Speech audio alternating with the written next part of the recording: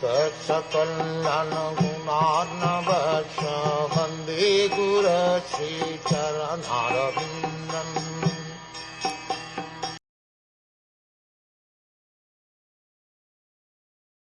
Saint Vidhura was a great and pure devotee of the Lord, and therefore his questions to His Grace Rishi Maitreya must have been very purposeful, on the highest level, and approved by learned circles. Questions and answers among different classes of men have different value. Inquiries by mercantile men in a business exchange cannot be expected to be highly purposeful in spiritual values. Questions and answers by different classes of men can be guessed by the caliber of the persons concerned.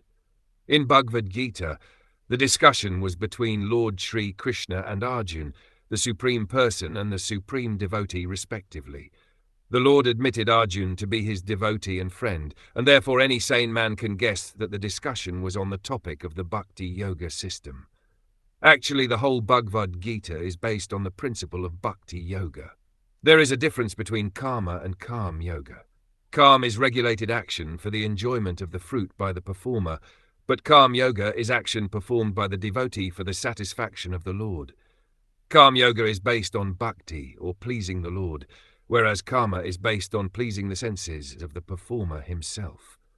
According to Srimad Bhagwatam, one is advised to approach a bona fide spiritual master when one is actually inclined to question from an elevated level of spiritual understanding.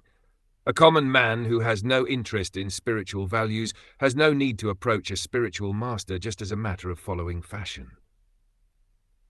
As a student, Maharaj Parikshit was serious about learning the science of God, and Shukdev Goswami was a bona fide spiritual master in the transcendental science.